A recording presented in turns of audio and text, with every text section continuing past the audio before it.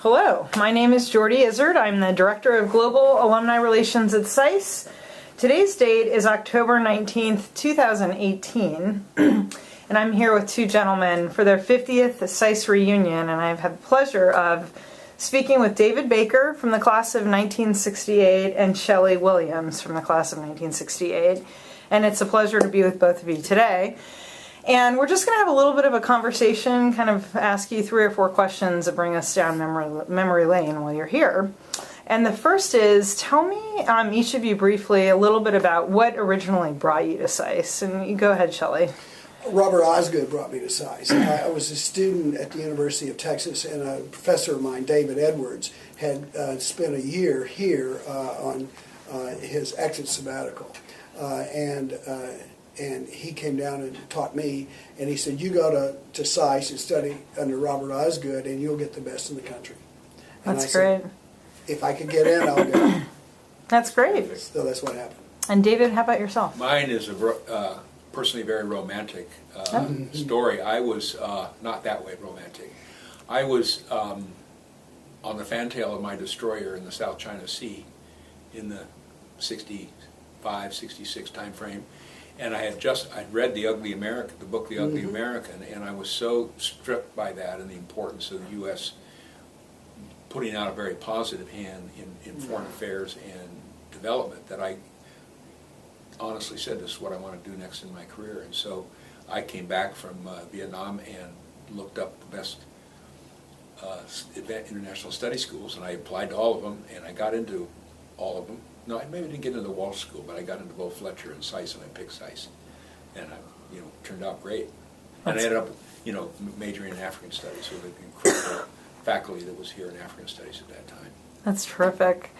And speaking of being a student, what are some of your memories, both of you, from when you were at SAIS and you were here for 2 years?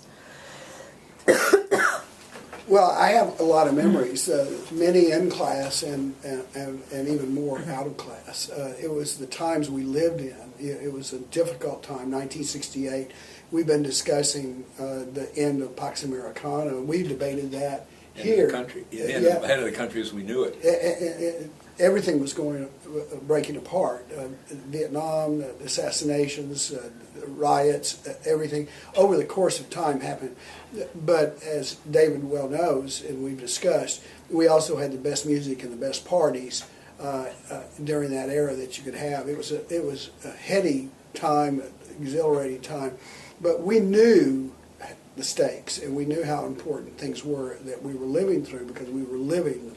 And marches on the Pentagon, protests, the tension in the air walking around Washington, D.C. that time is much greater than it is today. And there were some real questions about whether or not the Pax Americana, whether or not the U.S. role was going to remain the same. We had people in class like Robert Osgood, Robert Tucker, George Lishka, and others who talked about these things historically, philosophically, legally. It was really terrific.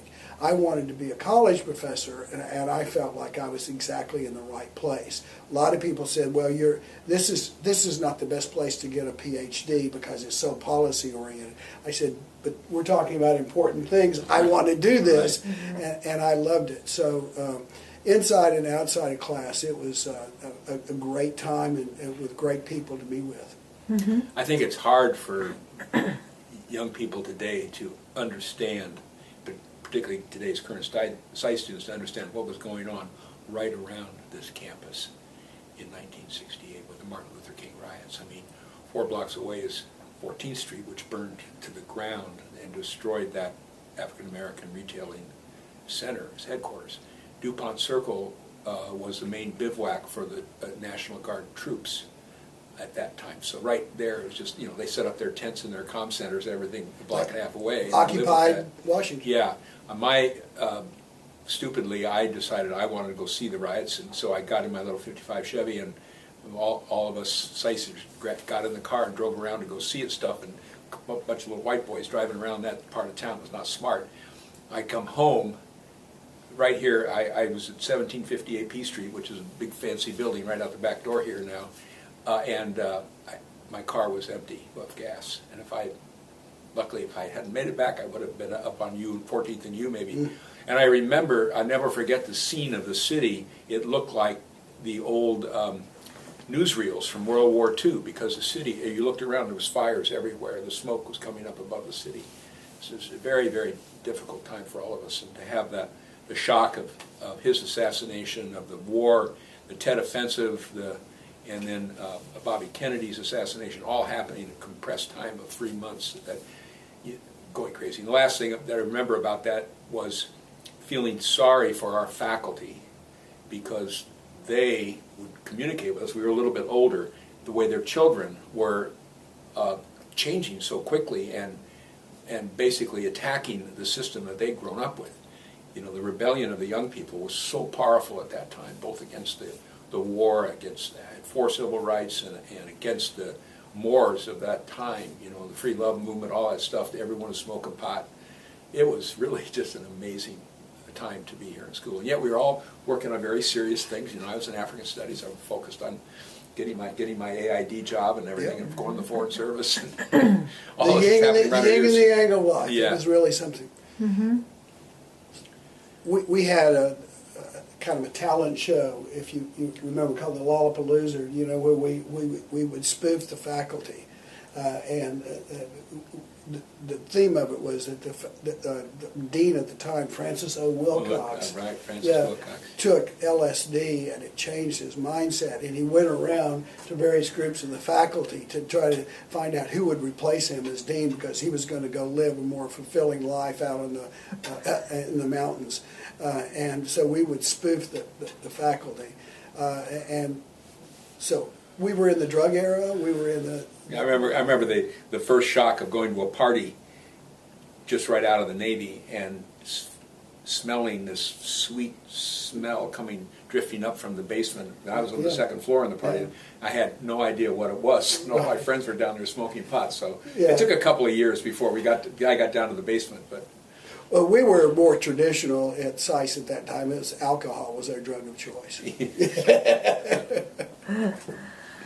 Any other memories of faculty or students or? Well, I remember very well the tremendous faculty that I had in Bob Lystad and a couple other faculty members in African Studies. And right at that time, what I recall so much was us embracing, us really looking hard at apartheid and the issues associated with apartheid at that time, and my feeling that, you know, that was never going to change. You know, the faculty thought about it, and you know, so 30 years later, when it finally was broken, you know, and the change came to South Africa, it was really something. And I found myself from that experience working as an unpaid intern when I was between jobs 5 years later. I was working with Senator Humphrey on the issue of chrome from Southern Rhodesia and the chrome ban and the powers that went on around that, and actually having understanding, being able to write speeches for Humphrey and everything else because of my experience here at SAIS. So a good background that I could use that way. I got an internship with the U.S. Trade Representative's Office because of a SAIS adjunct professor, Harold Malmgren, which helped me really round out my economics knowledge. And I didn't come here as serious about economics. I was serious about security studies, but now I work with it all the time. We actually we do simulations of trade negotiations and that sort of thing at the Osgood Center that I'm president of. But I also remember the students. I was one of the few who came directly in. I didn't go to the Peace Corps. I didn't go to the military. I came directly in. And everybody just seemed so wise and so mature and had been to so many places. Yeah. And I had not really traveled at that time. And so it was an impressive group of people. And they were old enough to be serious, and also old enough not to take everything seriously. Mm-hmm. And so it was a great group of people to be. And you look at their careers afterwards. They've done amazing things. Mm-hmm. I don't know if we thought about it. We knew it was going to help us, but we didn't know where we were going to end up.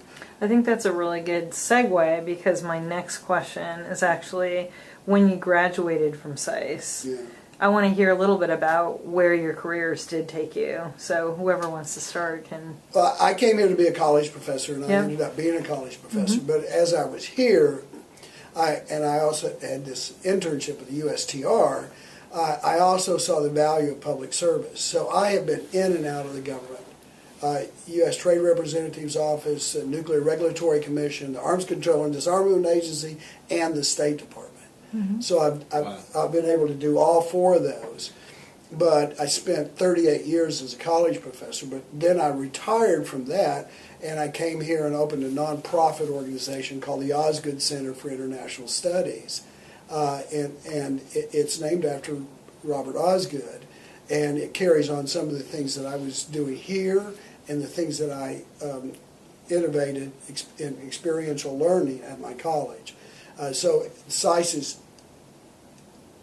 molded me in every single way for my entire career. I wanted to be a college professor, which was very unusual for the people that we were around, but a lot of them have ended up teaching. You've ended up teaching. No, No? I just ended up working at university, but not teaching. Oh, you weren't teaching. But a lot of us ended up having classroom experiences, and we value that, but we also value public service, which is challenged right now. So I right out of SAIS, I ended up, my first job was at 1619 Massachusetts, which SAIS has now taken over, and my second job was just the other side of, it's 1776, so I stayed right on this block for 4 years. I worked for an organization called Governmental Affairs Institute, which had, the first thing that job I had was being the African Affairs Officer for the Fulbright International Visitor Program. So I basically created tours, familiarization tours that were at the heart of the U.S. attempt to balance, understanding of the battle between the U.S. and the Soviet Union for the hearts and minds of the third world countries. So I was in charge of the African countries, and put people on trips and got to know people from all over the world that way. And then I switched in that same organization and spent about 2 or 3 more years working on international population issues. They had contracts with USAID to introduce the newly independent countries to the idea that they needed to worry about family planning, which was a very tough sell, to say the least. That got me to Africa on a 4-week mission to Liberia, Sierra Leone, Ghana, and Nigeria. So I actually got to live my dream from that moment in the Navy, many years later. And then almost like whatever, I got a new job, the next job on Capitol Hill, and my career then went to domestic stuff. And I ended up, from 73 to 76, changing my whole stripes to become what was called a futurist at the time. And I got involved with Alvin Toffler and everybody else in the bicentennial era, labeled myself as an expert in states planning their futures, and actually went to Illinois to run a visioning exercise for the state called Illinois 2000, run by the Illinois Chamber of Commerce. That led me to be the executive vice president of the Illinois Chamber of Commerce, and then from there I ended up leading not-for-profits, working on a combination of technology, vision planning, until I ended up at Illinois Institute of Technology running their futures planning exercise for the university. And then right after that I became the chief lobbyist in the university, which I did for 20 years. Wow. And so I stayed away from government affairs, from the international world, except that we educated a lot of international students. Right. And it wasn't until in 2006, in 2001 I got started on something, and in 2006 it manifested itself.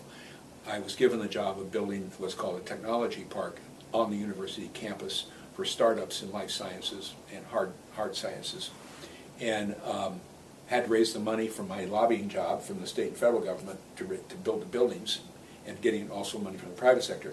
And then when I opened the thing, suddenly it became a real showpiece for international visitors interested in technology, because the innovation mantra was sweeping the world. So that sprung me back from 2006 until I retired in 2016 to be involved internationally. I traveled all over the world, and Wow. mostly on other people's nickels, pontificating Yeah. on innovation in America.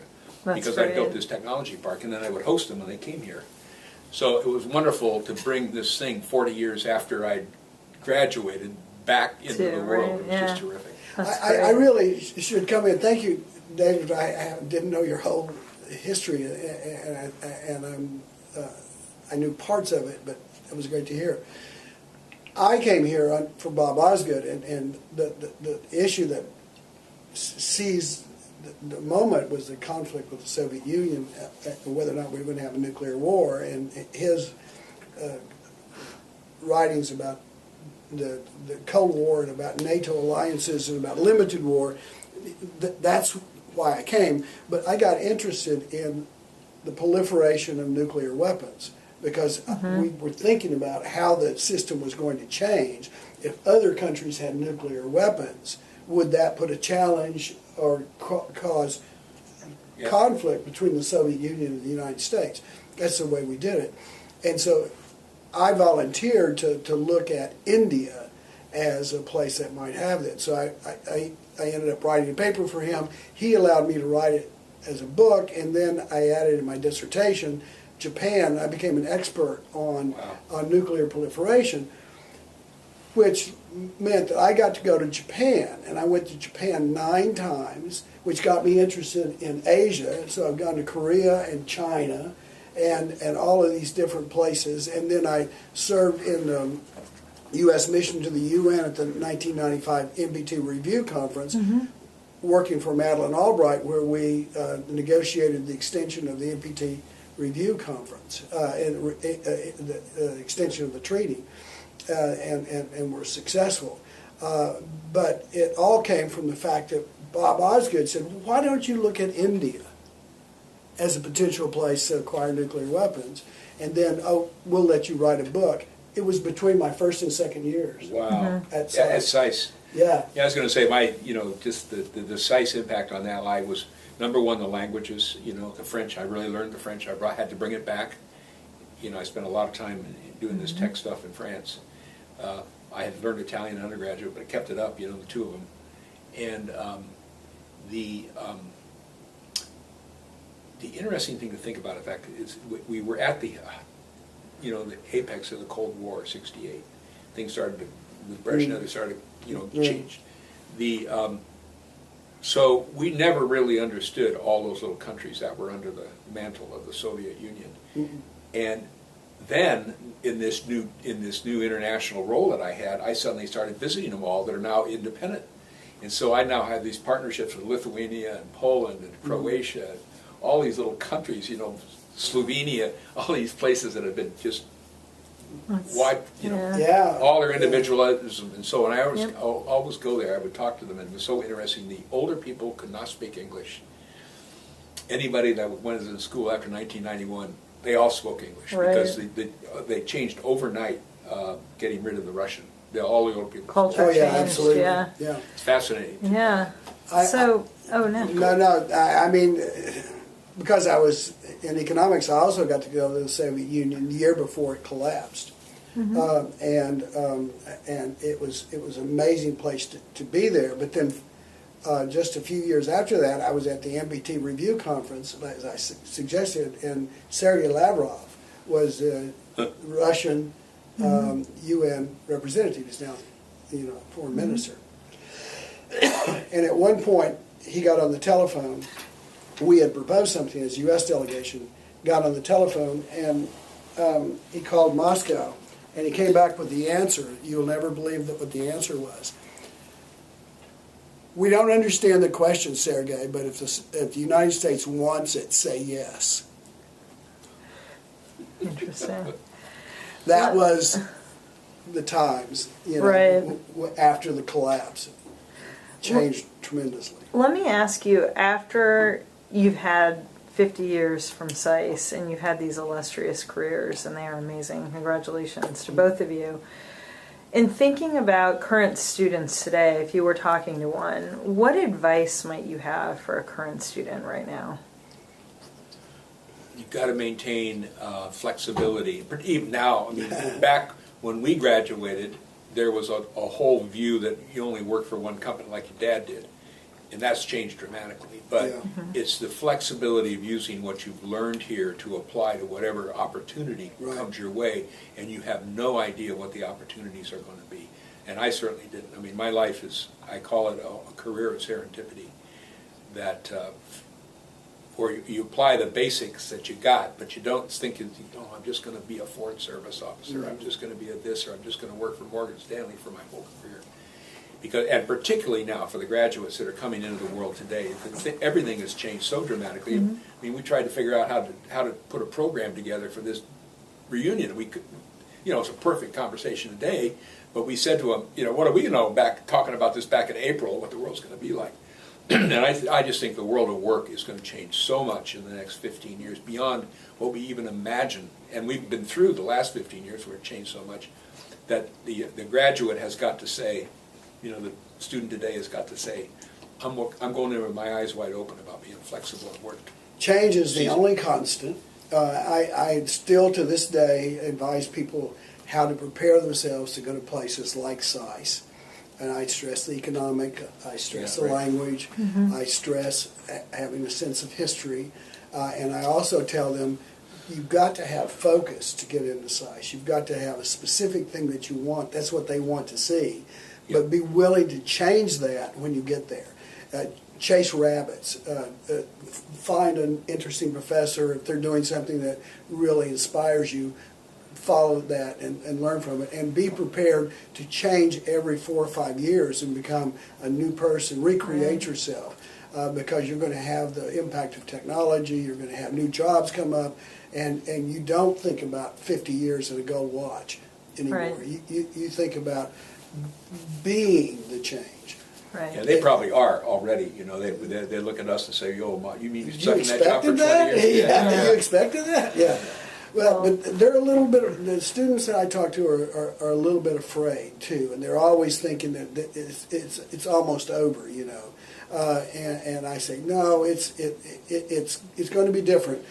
You're going to be going to China like you go to L.A., You're going to be doing different things. Yeah, learn Chinese. Yeah. That's another good thing. You learn a foreign language. You got to learn a foreign language, Yeah. absolutely. Yeah. And I didn't learn it well enough, but in any event, the skills, the study skills, etc., have changed. Their attention spans have changed. But you still got to have that focus and that drive to do that, and you've got to carry that energy with you all the way through. Great. And if you'll just take risks and do crazy things, go to that country, take that job. You haven't heard of that company? Oh, well, maybe Google will grow into something. Who knows? And so you've got to have that independent spirit. People are getting married older. They're coming to school older. But they've got to have that maturity and drive to get there, but then they've got to take chances afterwards. That's great. Thank you both for being here. Sure. We really hope you enjoy your 50th reunion. Have a great time. Reminisce, Yeah, we have will. fun, and thank you so much for being here today. Do what we can.